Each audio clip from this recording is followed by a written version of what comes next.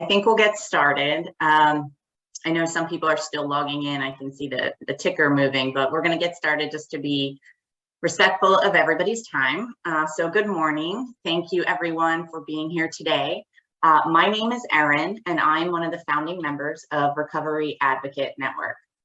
With me today are a handful of my colleagues, along with our speakers for today's program.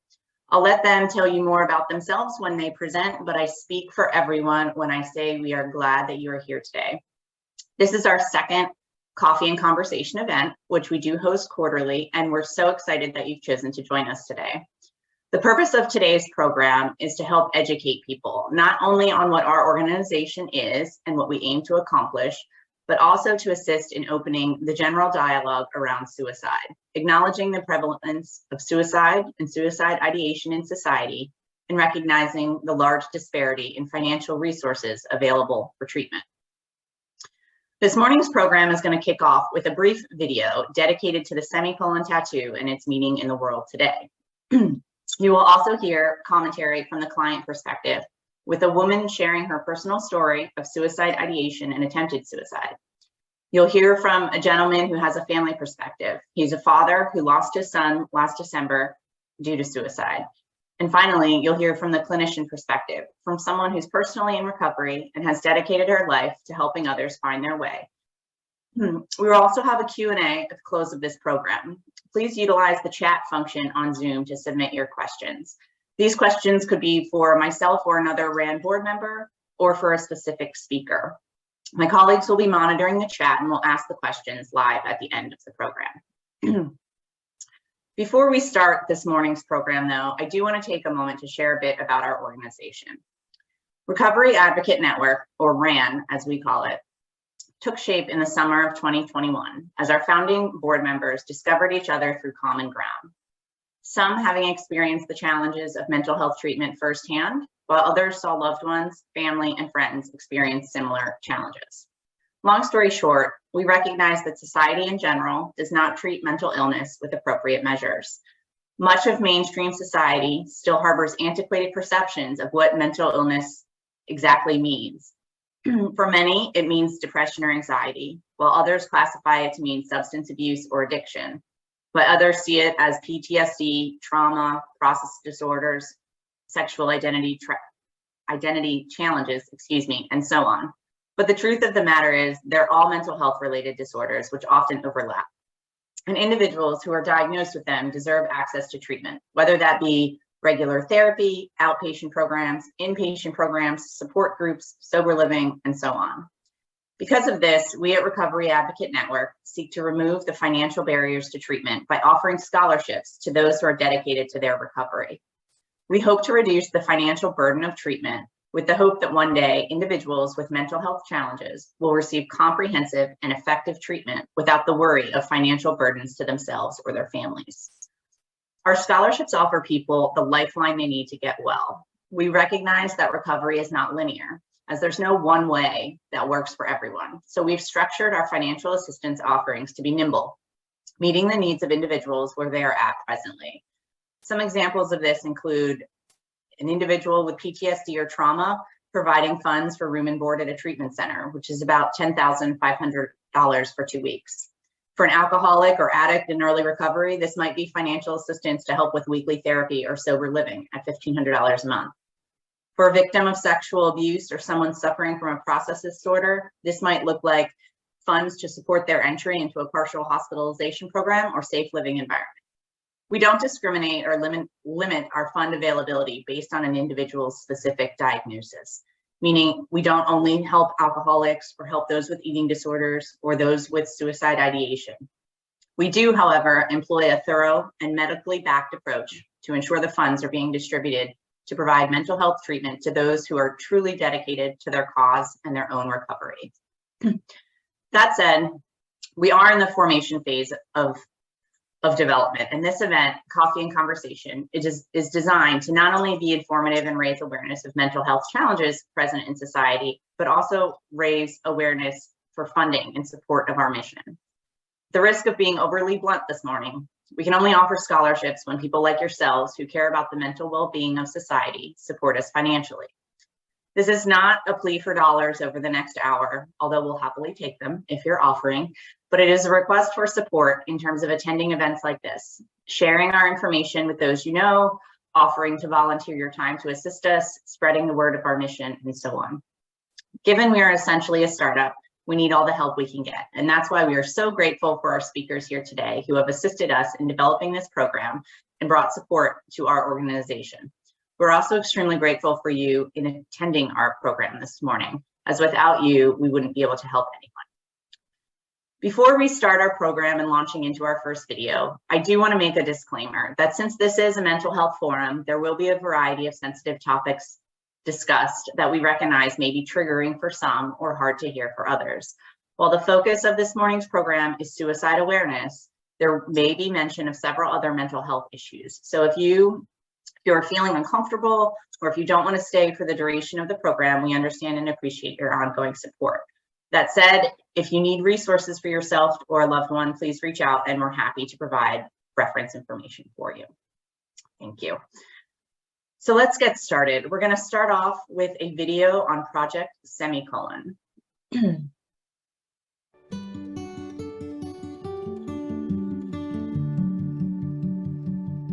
Hi, my name is Camille and I am a board member for Recovery Advocate Network. And I'm here to talk to you today a little bit about Project Semicolon. If you've never heard of Project Semicolon, it is an organization that wants to change the conversation around suicide and suicide prevention with things like education and reducing the stigma around mental health. You may have seen someone with a semicolon tattoo like this. I got my semicolon tattoo a few years ago when a friend of mine lost his struggle with mental illness. It's a memorial for him, as well as a reminder to myself to stay on top of my mental health and make it a priority in my life. I have it on my wrist so that I can see it every day, but I also have it there so that other people can see it and ask me what it is. If you don't know what it is, I'm going to share it with you.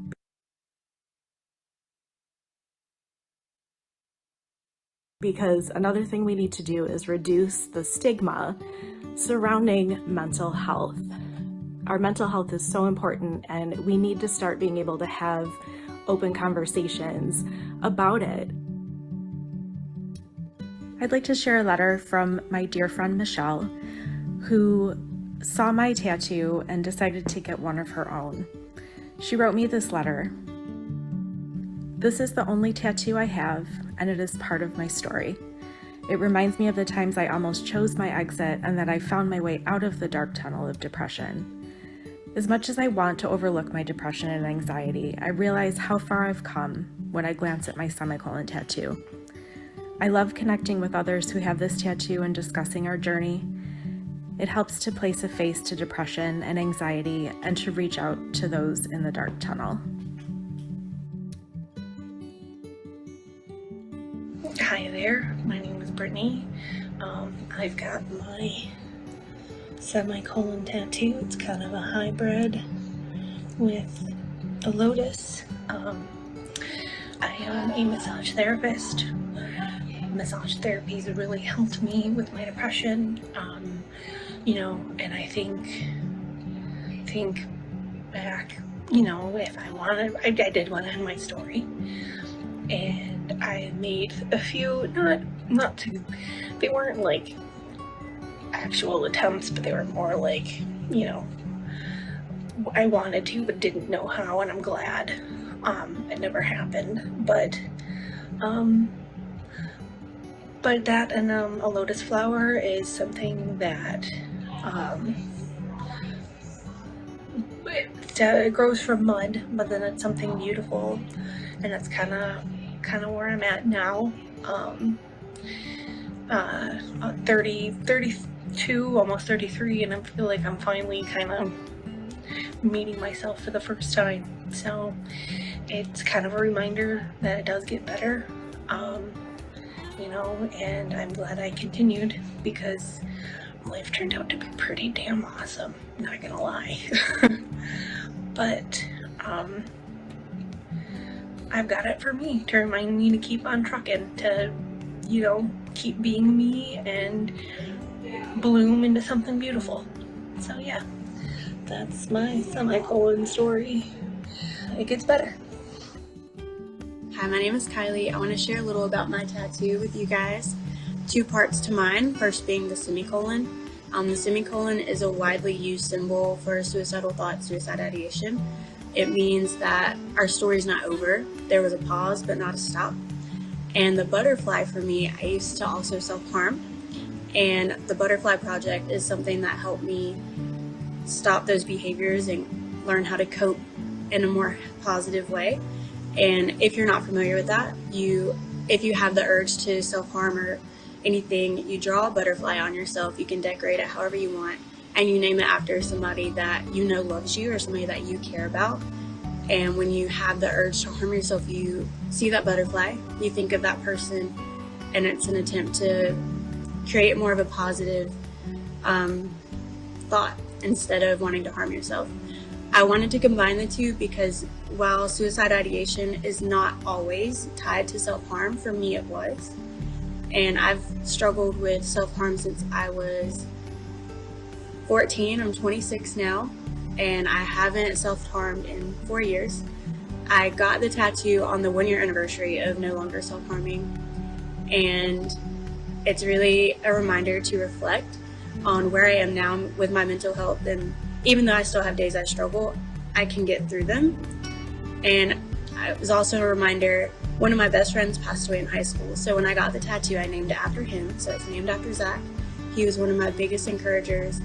And it was helpful at first because he wasn't somebody I wanted to let down. So that helped me to keep going. It still helps me to keep going. And hopefully hearing my story and hearing all of these stories from everyone else will help to open up the conversation. Suicide thoughts and self-harm used to be a really taboo subject. And I love the semicolon tattoos because it also identifies, for me, like people that are safe to talk to and people that I know understand where I used to be in my mental health.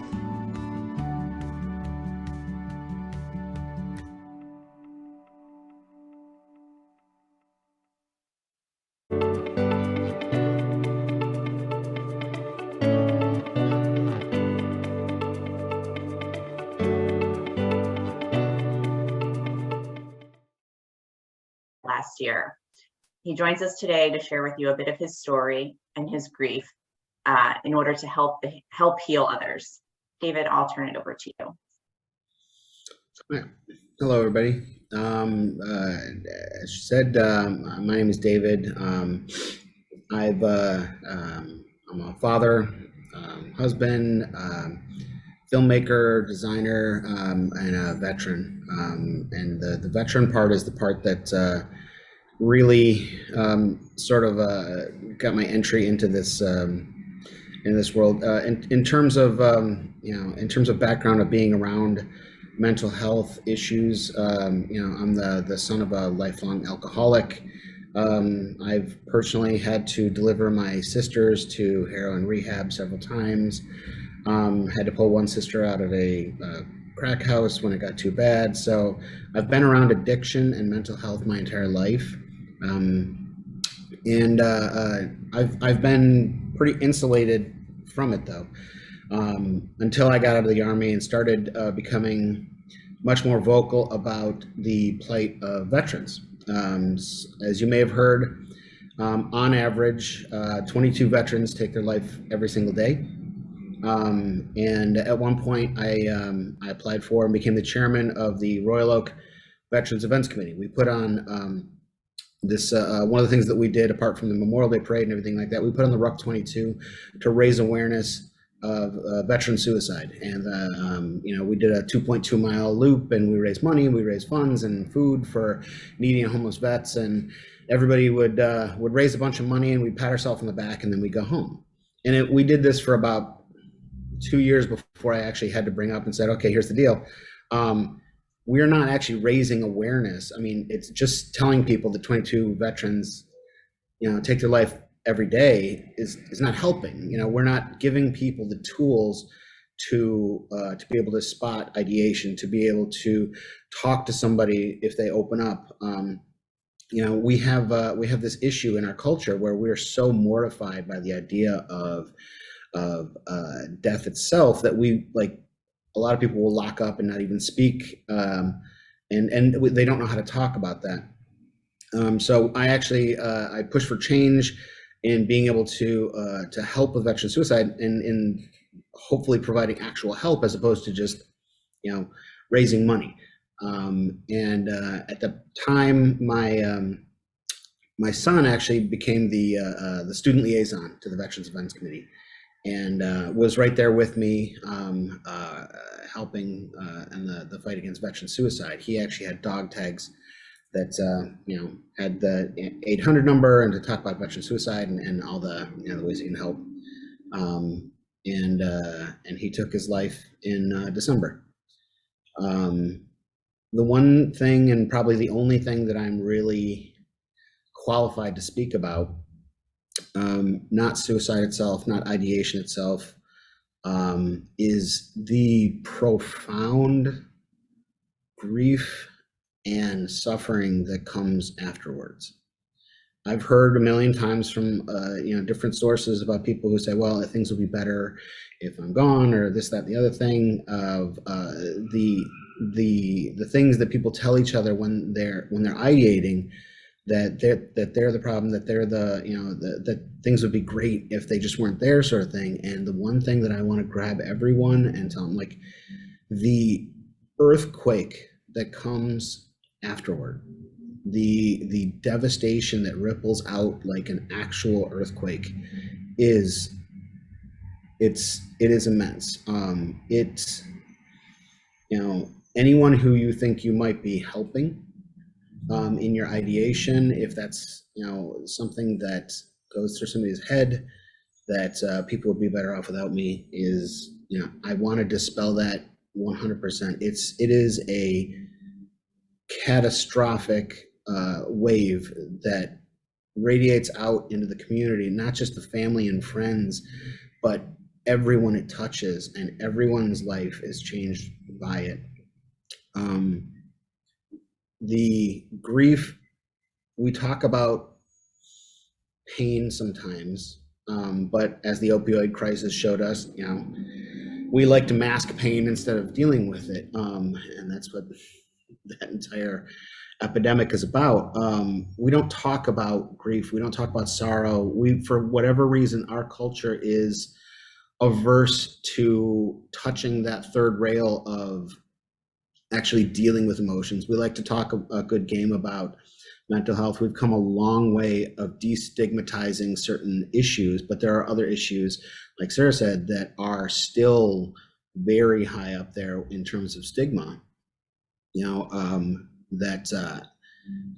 and suicide is one of them. But specifically grief, you know, people don't know.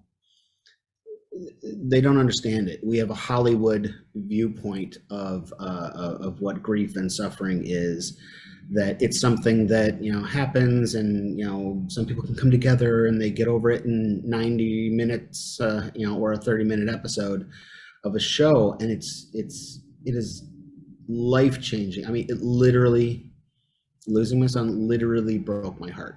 By April, I had started developing heart issues, and one Saturday morning I went into full AFib. That if afibrillation, where the heart just is all over the place and whatnot. I had to go check myself in the hospital,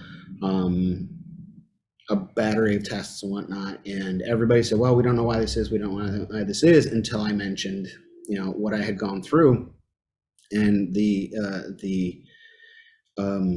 crushing stress and anxiety and grief that comes with living with the aftermath of suicide. And every doctor said, oh yes, that'll do it, that whatever underlying problems you may have in that situation get cranked up to 11.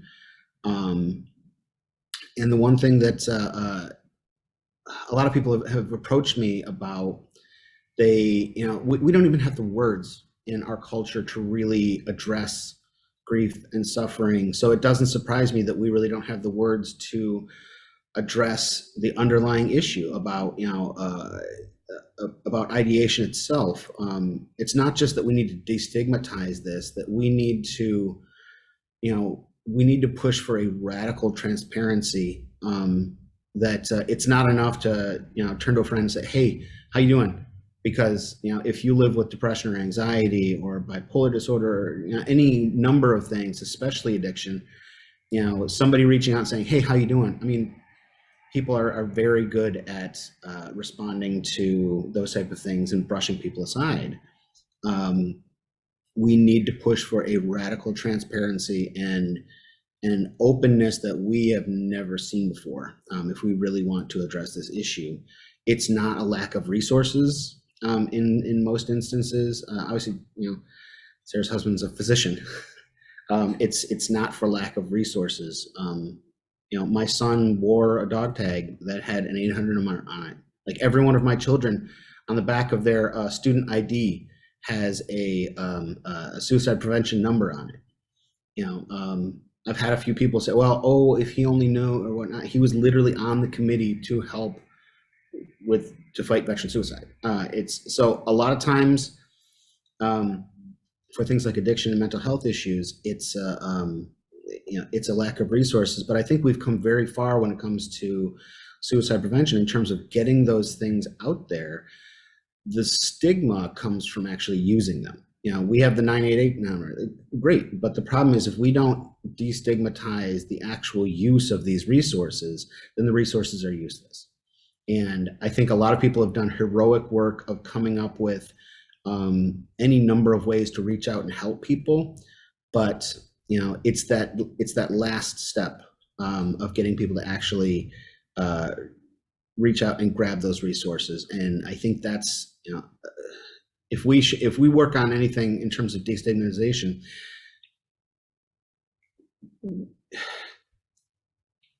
taking that last step to ask for help, to reach out, because the problem is to do that, to reach out requires a sense of hope. And I think a lot of people are at the point where they don't feel hope. I mean, you'd have to have some sort of hope inside to be able to reach out and call a number or whatnot. So, I mean, I think we need to do a lot more in terms of that last step. I think we have a lot of resources in place, but absolutely, the stigma around even asking, the tough questions. If somebody is considering self-harm, that's a lot heavier than, hey man, are you okay? And we really need to push for a radical transparency and openness that I don't think we have yet. And in terms of grief, there is no one way to grieve. There's no way that, there's no book that you can hand somebody that makes it all better. Some people say time, but that time could be a year, it could be 9 years, it could be 30 years. And your life is never the same after that.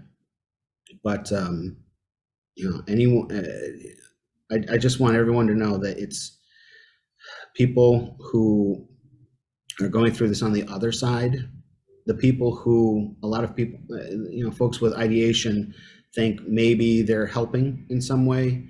It is so utterly soul-crushing, devastating, and it not only upends lives, but the health of people, and pushes other people that you love into mental health issues of their own. And if I can, request anything, it's that we really, the semicolon is a good jumping off point, but we really need to push for an almost uncomfortable level of openness and transparency and follow up with friends and family to catch it before we have to go down the road of the grief and suffering.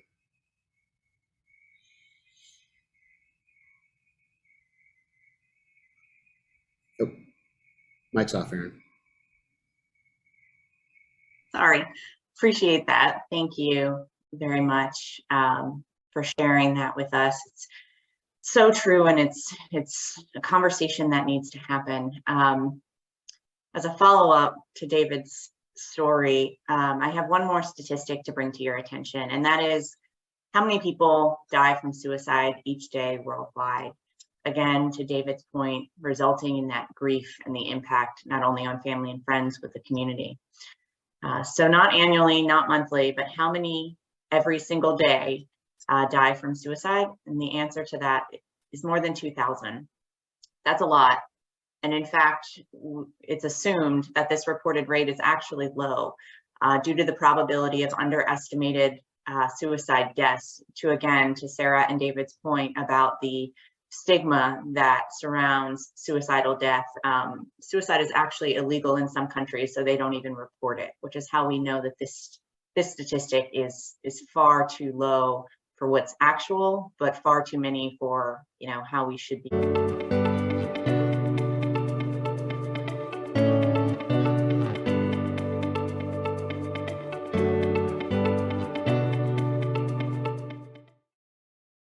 Move briefly into the Q&A. I know we are tight on time, so we're going to try and keep this quick, but Brian, I think we may have one or two questions for our speakers. Yes, I have a question for David. So I know, I'm sure that, when you lost your son, everyone around you was affected and moved also.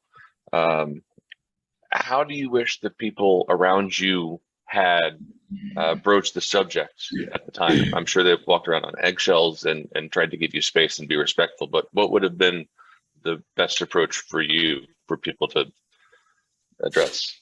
I'll admit, I think we had the best of all possible support groups in the fact that the vast majority of people didn't lean into the old cliche, hurtful tropes.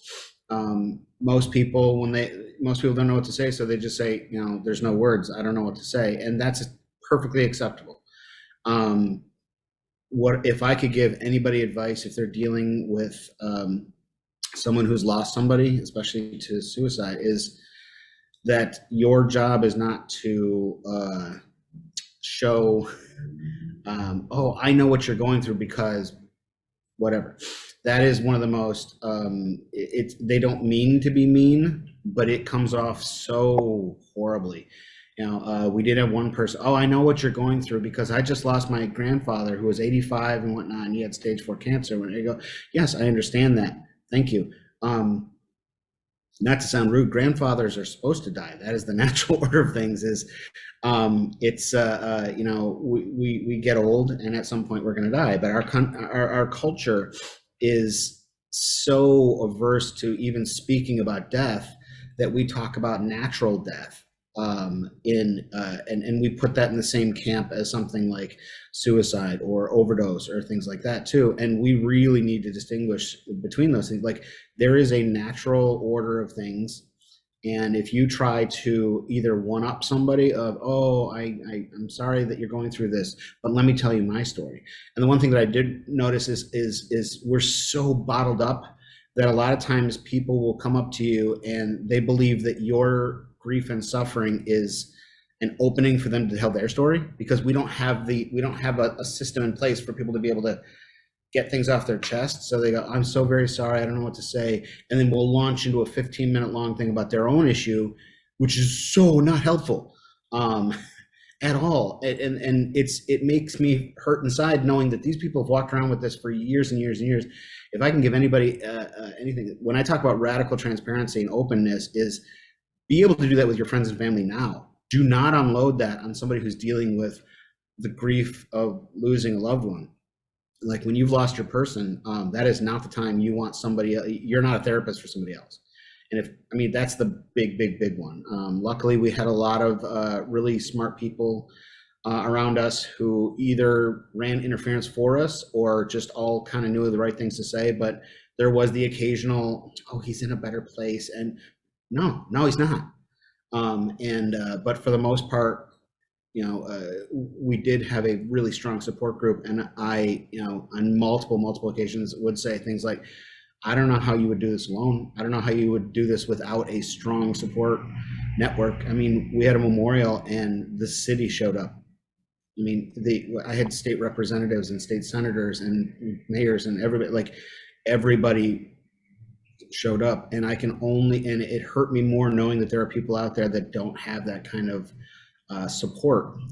So yeah, the think about things that come out of your mouth, and don't try to one up. Don't try to, I understand what you're going through because X, Y, and Z. And it's okay to just say, look, there's no words. And that is a perfectly acceptable thing to say. Awesome. Thank you. Thank you, David. I think just given our timing, we are going to start to wrap up. For those that did submit other questions, we will get back to you via email within the next day or two. I do want to thank you all again for attending. We are so appreciative of your support.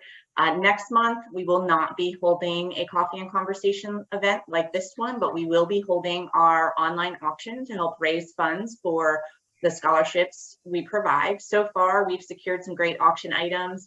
They include items such as signed guitars by various artists, football signed by your favorite NFL players, tickets to live shows and events in New York and LA, and overnight hotel stays. So please make sure to stay tuned to RAND social media and mark your calendars for the auction on the 20th. Before we close out entirely, I want to thank our supporters for this event. Thank you to all those who helped with the creation of our content and our videographer for putting together the clips. And in closing, I am going to leave you with a message from one of our celebrity supporters, Spencer Garrett. Hey everybody, this is Spencer Garrett, and I'd like to take a quick moment to talk to you about mental health. Did you know that currently 19.86% of adults in this country are experiencing a mental health crisis? We as a country need to take this epidemic seriously and start to view mental health as something that is every bit as important as physical health.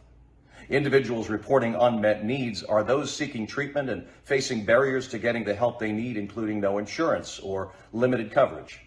Organizations like Recovery Advocate Network, or RAN, seek to help with these financial obstacles. Let's help each other by joining the fight for better mental health care support. Thanks for your time.